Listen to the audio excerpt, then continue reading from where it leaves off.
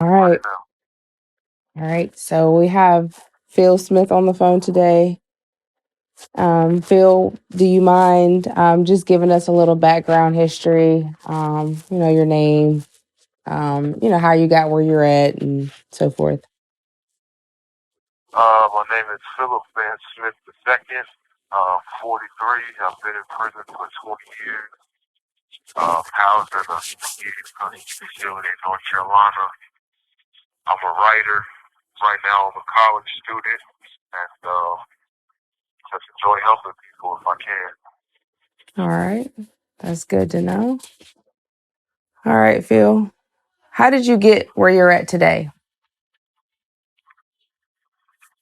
Well, honestly, other people took examples from people that I admired, and I tried to live up to their standard to a degree.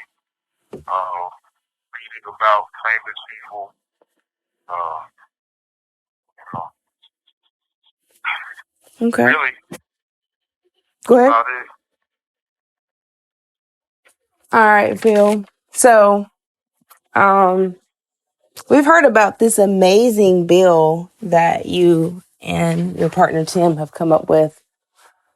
Can you kind of just give us a little back history of how you got incarcerated and what brought about the urge to bring up a bill of this magnitude?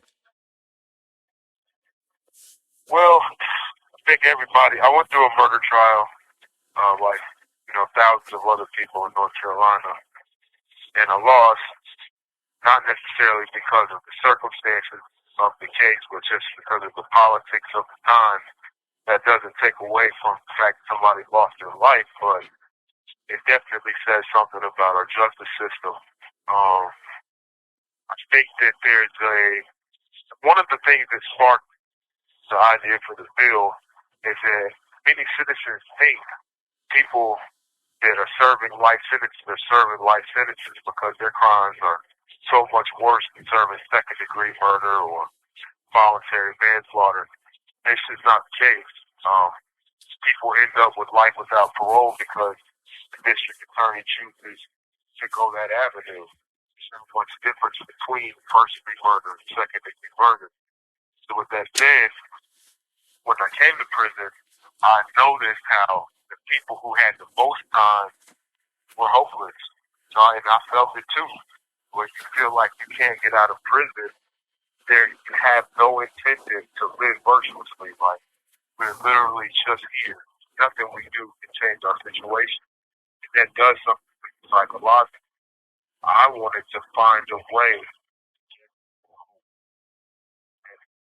writing a bill that could possibly give the most exceptional lifers who work, who go to school, who have changed their life. We can give them hope. I believe they can change the system.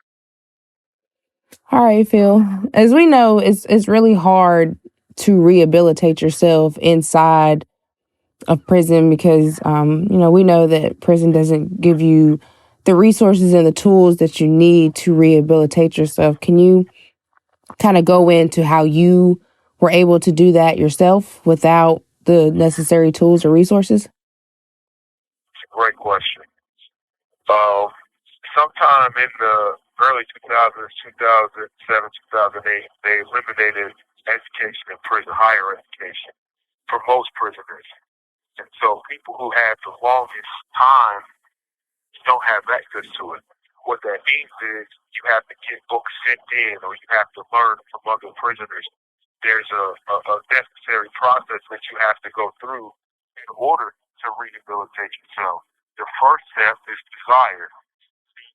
I wanted to be a different person. I did not like uh, the way that I lived before coming to prison. And so I sought ways to change, playing the guitar, writing, to sit down, really get into the root problems of what my issues were. Writing played a big part in that, but I also looked to the guys around me that did not have that drive.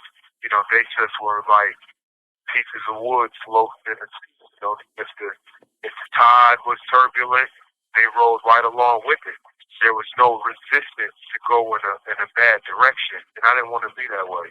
I wanted to determine my own fate, whether I was going to get out of prison or not. And so I ordered writing books. When I was learning to play the guitar, I ordered books for that. When I was working on my criminal case, I ordered books for that. I did whatever I could to better myself. When the opportunity came for me to enroll in college, I did. Okay. All right. So I heard you mention that when it came to working on your case, that you had to order your own books. Can you kind of explain and go into how hard it is to even work on a case without having a law library at your fingertips? It's almost impossible. For many years, I could not.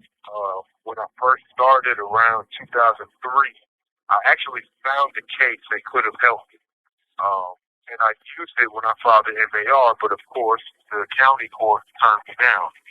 And so, me not having a law library, I didn't know what steps to take to file an appeal with the North Carolina Court of Appeals. And so I lost the benefit of arguing that issue in a higher court. Years later, probably about 10 years later, I met a friend and he had sent me case law. And, when you have access to an online law library, something like Westlaw, you can look up a case and it'll guide you to other cases to help you research the issue that you're looking for. But when you're in prison and you have to rely on people to send it to you, you get one case, you find 3 cases out of that, send out to order those cases, they send it to you, and the process goes on and on and on. And what could take 20 minutes to search on the computer takes 10 to 20 months through the mail. But I got it done, and I discovered that the case that I originally used in the early 2000s entitled me to a new trial because I was going through a direct appeal at the time.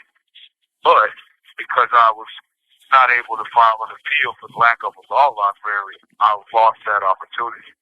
And so now I can't use it anymore. It's dead. So, yeah, and ironically, I wrote to Prison Legal Services first to ask them to help. And, they wouldn't help me. But if they had them at that time, I probably wouldn't be in prison right now. Exactly. So, speaking of that, how were you able to create a whole bill without having the necessary law information to create a bill that you have created? Well, the hardest step was finding where it fits in the statute book. I had seen other bills, juvenile life bills, things like that had been passed before, and so I had the benefit of looking at those. But one day I was at school and I was going to the online library and I found a book. Basically, the title was "How to Write a Legislative Bill." So I looked in it, started studying it, and it took a few drafts, but I figured out what needed to be done, and I did it. Which brings me to another answer to your earlier question about self-rehabilitation. A lot of times in prison, you have to become an autodidact, meaning that you have to teach yourself certain things. And if you want to accomplish something, that's just what you have to do in life in general, prison specifically, especially. Mm-hmm. So I don't think it was anything different than trying to figure out how to write a legal motion. It wasn't as difficult as that. It's along the same lines. But I recognize that everybody can't do it. I definitely do. Everybody doesn't have the patience. That is true. It is hard. So, Phil, since we've been speaking about this bill, can you give us the bill number, give us, the purpose of this bill, and how do you feel that this bill would help you and many other lifers, and why it's important that it get support and be passed? We titled the bill the Prison Resources Repurposing Act. Once the sponsors took it to the House and got it drafted, it was renamed House Bill 697. The bill offers parole to people who are currently serving life without parole after 15 years if they complete a series of educational, vocational, and behavioral goals. You come into the system without a formal... You have 60 seconds remaining. So when you come into the system without a formal education, the first thing you have to do is earn a GED.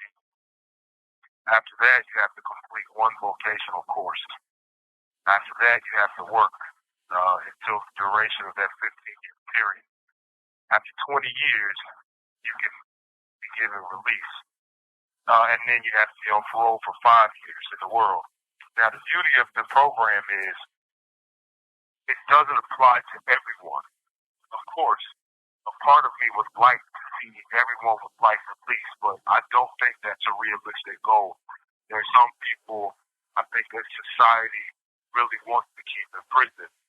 So with that said, the North Carolina Post-Release Supervision and Parole Commission will make the decision on who earns release and who doesn't.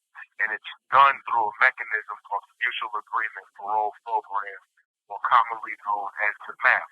Currently, the MAP lasts from 1 to 3 years, and it focuses on similar principles as ours, which is what we base it off of. The problem is, right now, it can only apply to people who were convicted before 1994, being that they have life or, such an astronomical amount of years. So by applying it to people that have life without parole now, the parole and post-release sentencing commission will look at your situation, decide if you deserve it based on your behavior, and then they will outline a 15-year plan for you to follow. If you follow that plan, you can earn release after 20 years. If you don't follow the plan, it's taken away from you. But ultimately, that parole commission is who determines which prisoners get out of prison and which don't. I think that's appropriate. That's the job they're already doing. I think that's the job they should continue to do. As far as me or my writing partner benefiting from it, that's not a guarantee. We came into this knowing that what we were proposing would only be for the most exceptional, for the people that the parole commission decided shouldn't have a second chance. And we recognize that may not be us. There's a good possibility. But for us, the bigger goal is if someone does earn release, someone who does deserve does get it. That's what's most important to us.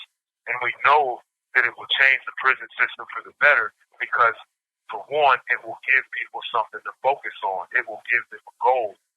In our lives, we live goal-oriented lives. Everything in our life is based on incentive. We tell our kids to go to school so when they graduate, they can go to college and get a good job after they graduate college. We want to do well at work because we want to make more money. Treat our significant other better because we want to have a life. Every facet in life is incentive-based except people who are serving life without parole or very long-term sentences. So by giving them the goal of earning release when before they may not have had it, you change their state of mind. They stop thinking about survival for the moment and start thinking about, I need to get out of prison. Maybe I should enroll in school. Or maybe I should not do these drugs. Maybe I should not get in this fight. Maybe I should not argue with the staff member. And it retrains the person to focus on something good instead of just wallowing in the negative culture that we have right now because we don't have those opportunities. And we're pretty sure that it will change the system. Already, guys come in from other prisons and they've heard about the bill. And everybody in these other prisons are hopeful. They're like, man, I got to go to school. I got to do this. I got to do that. So it's already, just the hope alone is already reshaping people's minds. And we want to continue to do that. That sounds amazing, Phil. That bill sounds like it really helped a lot of people who right now feel like they have no chance of coming home. So what are some other impactful ways to change the practices in our system? I think with the reinstatement of federal Pell Grants, I think we will definitely see a change. But, as I said before, people with long-term sentences really have no incentives to want to do things like going to school because they feel that they're going to die in prison. With our bill, we want to, if it can pass for lifers, we want to find a way to apply it to people who have long-term sentences. Basically people who have a long time because of consecutive sentencing. We want to try to fix that if we can.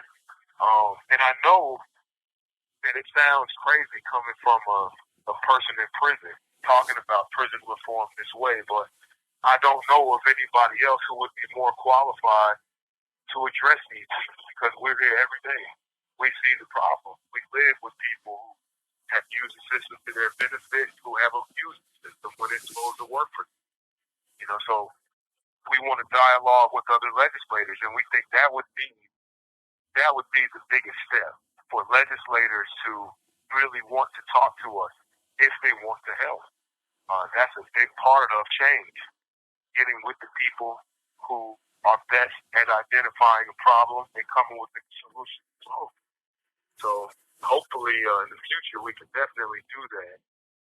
But also, the program that I'm in the field minister program. So when I graduate, I will be helping other people, help them reshape their lives. And if I can people things that they should be focusing on, like I wish everybody would come up with ideas to craft a legislative proposal.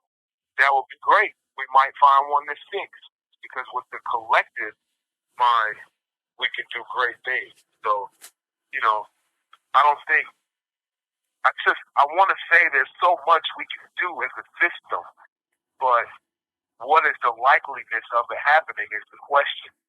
And we just don't know. All we can do right now is brainstorm, offer our ideas, and hope somebody listens to it. I agree, Phil. I totally agree. We have to all work collectively to bring a change in the system and understand that everybody makes mistakes. Even the people that are handing down these sentences have, made some mistakes, but their mistakes have been brushed under the rug, as we would say, because of, maybe their power or where they're at in life. So, with people that are incarcerated, they don't get that second chance. They don't get that same menu that some other people get.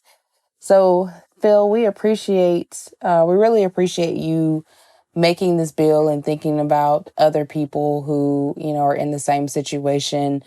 And, to me, it's a selfless bill because you too were thinking about other people and not just yourself when it came down to this bill. And we love hearing from justice impacted people because that's the only way to really understand and get a clear view of really what's going on is to talk to someone who has been justice impacted and hear their side of the story instead of just hearing, what we are told when you were incarcerated. So is there anything else you would want the community to know?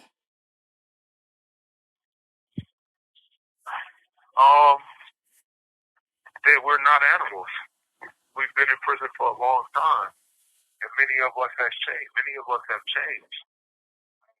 I think the public should pay more attention to what happens in prison because approximately 95% of people in prisons will return to their community.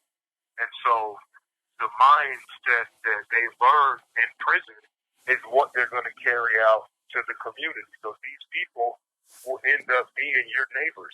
They will be the person that you see at the grocery store or the gas station. And we want to instill goodness in them while they're in prison so that when they get out, they can spread that instead of sitting in prison with a bunch of people who live in a negative culture and don't care to do anything positive. We have prisoners in mind, but we also have the community in mind too. The community has to realize that we need help. We can't do it on our own. We can't. That's why organizations like Emancipate are so important because Emancipate cares. It's not just about an interview or about supporting a bill. Emancipate gets it. You guys know that it takes many people, a family from the outside, to impact our lives on the inside. And I appreciate what you guys do, and I just wish that more people would wake up like you guys have been awakened. Well, we thank you, Phil. Yes, we care about our community. And as we always say, we keep us safe. Nobody else can keep us safe but us.